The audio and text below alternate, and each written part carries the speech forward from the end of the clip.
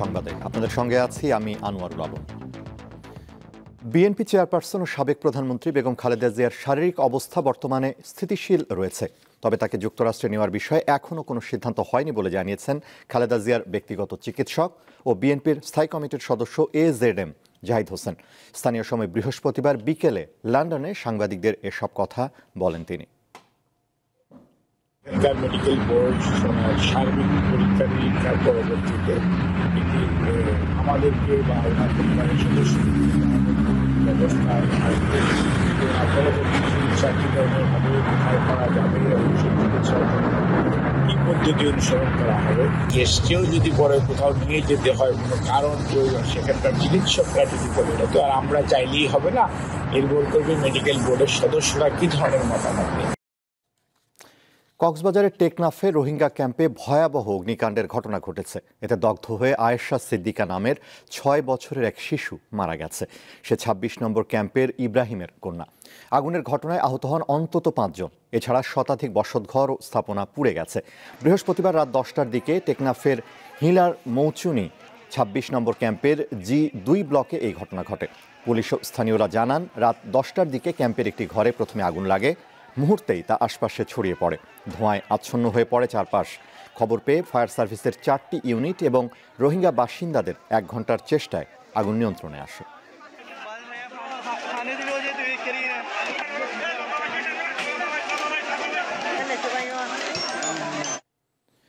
ঘন কুয়াশার কারণে রাজবাড়ীর দৌলতদিয়া পাটুরিয়া নৌ রুটে ৪ ঘন্টা বন্ধ থাকার পর ফেরি চলাচল স্বাভাবিক হয়েছে। সকাল ৯:৩০টার দিকে কুয়াশার ঘনত্ব কমে আসায় এ নৌ রুটে ফেরি চলাচল চালু করে BIWTC দৌলতদিয়া ঘাট কর্তৃপক্ষ। এর আগে ভোর ৫:৩০টায় কুয়াশার ঘনত্ব বাড়ায় চ্যানেলে বিকন বাতি ও মার্কিং পয়েন্ট অস্পষ্ট হওয়ায় দুর্ঘটনা এড়াতে ফেরি চলাচল বন্ধ ঘোষণা করা হয়। এতে ২ ঘাট প্রান্তে নদী পাড়ের অপেক্ষায় কয়েকশো যানবাহন ও যাত্রীবাহী বাসের যাত্রীরা চরম দুর্ভোগে পড়েন। পরে ফেরি চলাচল শুরু হলে পরিস্থিতি ধীরে ধীরে উন্নতি হয়।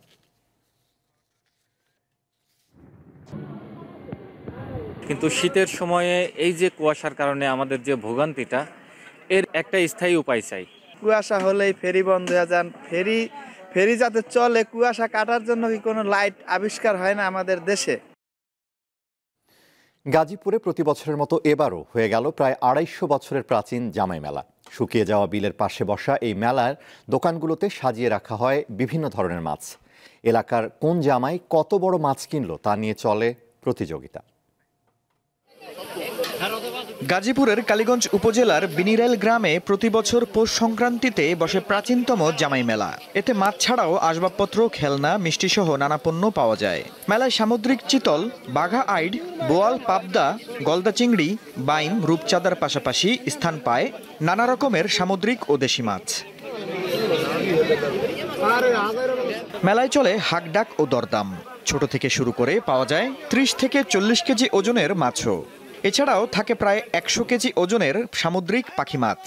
আশপাশের গ্রামের জামাই শ্বশুর সহ অনেক মানুষ ব্যাপক উৎসাহ নিয়ে মাছ কিনতে আসেন মেলায়। এলাকার বিভিন্ন পুকুর ও নদী থেকে বড় মাছ ধরে নিয়ে মেলায় আসেন জেলেরা। মাছের মেলা বা অনেকে বলে এটাকে জামাই মেলা। এখানে মূলত শুধু জামাই না, জামাই শ্বশুরের মধ্যে মাছ কিনা নিয়ে এখানে এক প্রকার কম্পিটিশন চলে। এটা ২৫৫ বছরের পুরনো মেলা। এটা খুবই ঐতিহ্যবাহী মেলা। আশেপাশে প্রায় ১০-২০ জেলা থেকে এখানে অনেক মানুষ আসে। অনেক মানুষের জনসমাগম হচ্ছে। রুই মাছ দেখলাম, কাতল মাছ দেখলাম, বোয়াল মাছ দেখলাম, পাখি মাছ দেখলাম অনেক বড়। এই মাছ পছন্দ কিনে নিয়ে যাওয়ার চেষ্টা করি। তো মূলত হচ্ছে এই মেলাটা একটা ঐতিহ্য। আয়োজকরা জানান ২-৩ দিন আগে থেকেই ব্যবসায়ীরা মেলায় চলে আসেন। একদিনের মেলা ২ দিন আগে থেকেই অনেক দোকানদার আসছে। এটা রাত জায়গা, এরপরে আমরা সিকিউরিটি দেই। মেলায় আগতদের সার্বিক নিরাপত্তা নিশ্চিত করে পুলিশ। এখানে লাখ লাখ টাকার মাছ বিক্রি হবে এবং হাজার হাজার জনসমাগম ঘটবে। এই উপলক্ষে আমরা সর্বোচ্চ সচেষ্ট রয়েছি। প্রতি বছর হাজারো মানুষের মিলন মেলায় পরিণত হয় ঐতিহ্যবাহী এই জামাই মেলা। দীপ্ত বার্তা কক্ষ। গোপালগঞ্জের কাশিয়ানীতে সড়ক দুর্ঘটনায় মোটরসাইকেলের ৩ আরোহী নিহত হয়েছে। সকাল ৬টার দিকে ঢাকা খুলনা মহাসড়কের কাশিয়ানী উপজেলার মহেশপুর ইউনিয়নের হিরণ্যকান্দি এলাকায় সাম্পান হাইওয়ে রেস্টুরেন্টের সামনে এ দুর্ঘটনা ঘটে। নিহতরা হলেন দীপু দাস, বিশাল নাগ ও হৃদয় মৃধা। সড়কে মরদেহ দেখতে পেয়ে স্থানীয় লোকজন খবর দিলে কাশিয়ানী থানা পুলিশ গিয়ে উদ্ধার করে। পরিবারের সদস্যরা জানান, মোটরসাইকেল যোগে খেজুরের রস খেতে যাচ্ছিল নিহতরা। ঘাতক বাহনটি শনাক্তের চেষ্টা করছে পুলিশ।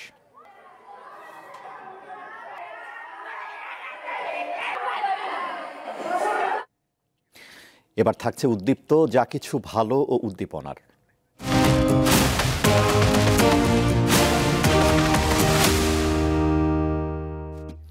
পলিথিনের বিকল্প হিসেবে পাটের ব্যাগ সহ নানা পরিবেশ বান্ধব পণ্য তৈরি করছেন দিনাজপুরের নারী উদ্যোক্তা শিউলি আক্তার। তার প্রতিষ্ঠান জুট ওয়ার্ল্ডে কর্মসংস্থানের সুযোগ পেয়েছেন ৩৫ জন নারী। বর্তমানে তার পণ্য দেশে বিদেশে রপ্তানি হচ্ছে। দিনাজপুরের সদর উপজেলার শিউলি আক্তার জুথি 2017 সালে 2টি মেশিন আর 20,000 টাকা পুঁজি দিয়ে পাটের bag, school bag, file bag, showpiece, table runner, ফুলদানি, কলমদানি সহ বিভিন্ন পণ্য তৈরি শুরু করেন তিনি। ধীরে ধীরে সাড়া মিলতে থাকে। বর্তমানে তার প্রতিষ্ঠান জুট ওয়ার্ল্ডে 8টি মেশিনে কাজ করছেন 35 জন নারী কর্মী। তো নেশা ছিল ছোটবেলা থেকে আমি পাট নিয়ে কাজ করব। তো সেই পাটের প্রতি নেশা যেহেতু আমার ছিল, তো আমি বাসায় যে চালের বস্তাগুলো ছিল সেই চালের বস্তাগুলো কেটে কেটে ছোট ছোট করে হ্যান্ড পার্স বানাতাম, সাইড ব্যাগ বানাতাম। তবে শুরুটা সহজ ছিল না। 2003 সালে সাভারে তার বিয়ে হয়। এর কিছুদিন পরই সংসারে সমস্যার সৃষ্টি হয় এবং তিনি ডিভোর্স নেন। এরপর নিজের জীবন গড়তে উদ্যোক্তা হওয়ার পরিকল্পনা করেন জুথি। সাভারে যুব উন্নয়ন কেন্দ্রে পাটের পণ্য তৈরির ওপর প্রশিক্ষণ নেন। 2017 সালে দিনাজপুরে ফিরে এসে শুরু করেন পাটের পণ্য তৈরির কাজ। আগে আমরা বেকার তো বসে থাকতাম, এখন কিছু টাকা আমরা ইনকাম করি। আমি পড়াশোনার পাশাপাশি এখানে আসি, কাজ শিখি। হ্যান্ডব্যাগের কাজ শিখছি, সেলাইয়ের মেশিনের কাজ শিখছি। শিউলির কাজে গর্বিত তার পরিবার। আমার মেয়েকে আমি বাল্যবিবাহ দিয়েছিলাম ছোটবেলায়। তারপরে লেখাপড়ার পাশাপাশি দিনাজপুরে যুব উন্নয়ন থেকে ট্রেনিং দেয়। নতুন উদ্যোক্তাদের প্রশিক্ষণ ও স্বল্প সুদে ঋণ দিয়ে বেকার যুবকদের কর্মসংস্থান সৃষ্টি করছে যুব উন্নয়ন অধিদপ্তর। যেহেতু এটা একটা অফলাইন ট্র্যাক, এটিতে লাভ কম কিন্তু পরিশ্রম বেশি। ছেলে মেয়েদেরকে আমরা উৎসাহিত করবার চেষ্টা করেছি। পরিবেশ রক্ষায় প্লাস্টিকের পরিবর্তে পাটজাত পণ্যের ব্যবহার বাড়ানো উচিত বলে মনে করেন তিনি। দীপ্ত, বার্তা কক্ষ। আন্তর্জাতিক।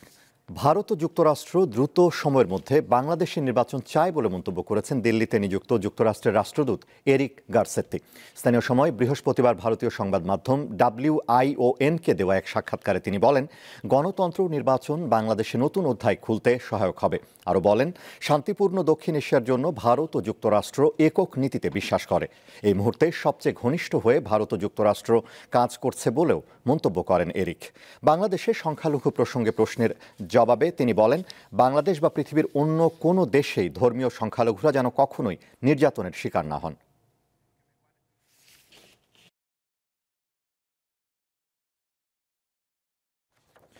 অবশেষে গাজায় যুদ্ধবিরতি ও বন্দি বিনিময় চুক্তি কার্যকর হতে যাওয়ার বিষয়টি নিশ্চিত করেছেন ইসরায়েলের প্রধানমন্ত্রী বেনিয়ামিন নেতানিয়াহুর দপ্তর।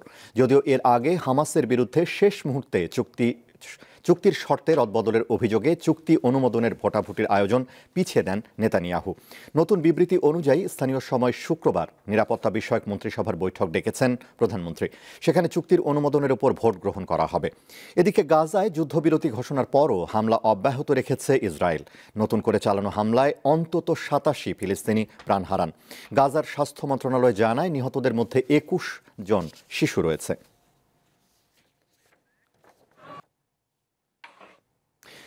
স্পেস এক্সের জায়ান্ট স্টারশিপ রকেট উৎক্ষেপণের কয়েক মিনিট পরেই ব্যর্থ হয়েছে।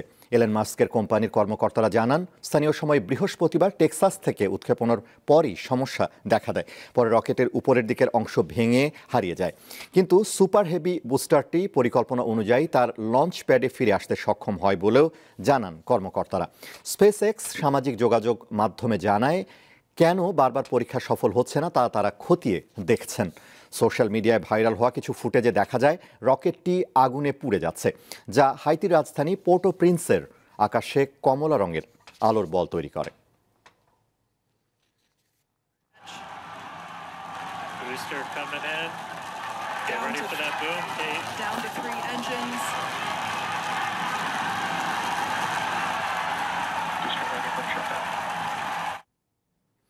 বলিউড তারকা সাইফ আলী খানকে ছুরিকাঘাত করা সন্দেহভাজন ব্যক্তির ছবি প্রকাশ করেছে মুম্বাই পুলিশ। সামাজিক যোগাযোগ মাধ্যমে ছড়িয়ে পড়া ফুটেজে দেখা যায় ঘটনার পর কিভাবে ওই যুবক বাড়ি থেকে পালাচ্ছিল। ভিডিওটিতে দেখা যাচ্ছে অভিযুক্ত ব্যক্তি সিঁড়ি দিয়ে নামতে নামতে সিসিটিভির দিকে তাকাচ্ছে। সন্দেহভাজনের পিঠে একটি ব্যাগ ছিল। ঘটনা তদন্তে কাজ করছে মুম্বাই পুলিশের অপরাধ দমন শাখার 7 সদস্যের একটি বিশেষ দল। এদিকে সাইফের মেরুদণ্ডের খুব কাছে ছুরির আঘাত লেগেছে বলে জানিয়েছেন চিকিৎসকরা। তাকে আইসিইউতে রাখা হয়েছে, তবে আপাতত শঙ্কামুক্ত নবাবপুত্র। খেলা সংবাদ। বিপিএল এর চট্টগ্রাম পর্বের দ্বিতীয় দিনেও রয়েছে 2টি ম্যাচ। দুপুর 2টায় দুর্বার রাজশাহী লড়বে সিলেট স্ট্রাইকার্সের বিপক্ষে, আর সন্ধ্যা 7টায় রংপুর রাইডার্সের প্রতিপক্ষ স্বাগতিক চিটাগাং কিংস। টুর্নামেন্টে অপ্রতিরোধ্য গতিতে এগিয়ে চলছে রংপুর। 7 ম্যাচ খেলে এখনও অপরাজিত তারা। পয়েন্ট টেবিলের শীর্ষে থেকে কোয়ালিফায়ার রাউন্ডও প্রায় নিশ্চিত তাদের। হার দিয়ে শুরু করা চিটাগাং টানা 4 জয় উঠে এসেছে টেবিলের দ্বিতীয় অবস্থানে। অন্যদিকে 6 ম্যাচে মাত্র 2 জয় নিয়ে টেবিলের 5 নম্বরে আছে সিলেট। তাদের প্রতিপক্ষ রাজশাহীও সমান ম্যাচে সমান জয় নিয়ে আছে 6 নম্বরে।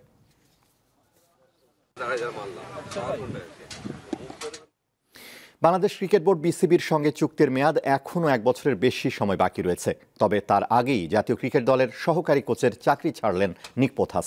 দক্ষিণ আফ্রিকার এই সাবেক ব্যাটসম্যান পদত্যাগের পেছনে পারিবারিক কারণ দেখিয়েছেন। বিসিবির ক্রিকেট পরিচালনা বিভাগের ইনচার্জ শাহরিয়ার নাফিস শুক্রবার এই তথ্য নিশ্চিত করেন। প্রোটিয়া এই কোচ এমন এক সময় চাকরি ছাড়লেন যখন আইসিসি চ্যাম্পিয়ন্স ট্রফি শুরু হতে মাত্র 1 মাস বাকি। নিজের ফেসবুক পোস্টে পোথাস লেখেন, অন্য সব ভালো কিছুর মতোই এই অধ্যায়েরও সমাপ্তি হতেই হতো। বিসিবিতে কিছু অসাধারণ মানুষের সঙ্গে দুর্দান্ত সময় কেটেছে, যে পথ চলায় অনেক রেকর্ড ও অসাধারণ স্মৃতি রয়েছে। বাংলাদেশ ক্রিকেটের জন্য শুভ কামনা জানান পোথাস। শুরু হলো 51তম Aga Khan gold cup golf tournament. সকালে কুর্মিটোলা গলফ ক্লাবে এর উদ্বোধন করেন বাংলাদেশ বিমান বাহিনীর প্রধান air chief marshal Hasan Mahmud Khan. এ সময় উপস্থিত ছিলেন prince Aga Khan Shia Imami Ismaili council for বাংলাদেশের প্রেসিডেন্ট মাদাদ আলী ভিরানি সহ অন্যরা।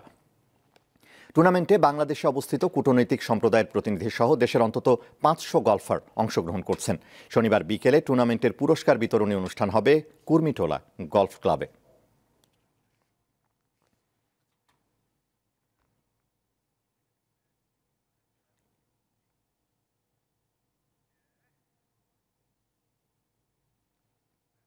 এই ছিল এখনকার মতো। আমাদের পরবর্তী সংবাদ দুপুর 2টায় দেখার আমন্ত্রণ। এছাড়া আরও তথ্য বিনোদনের খবর পেতে যুক্ত থাকুন দীপ্ত ডিজিটাল প্ল্যাটফর্মগুলোতে। ধন্যবাদ।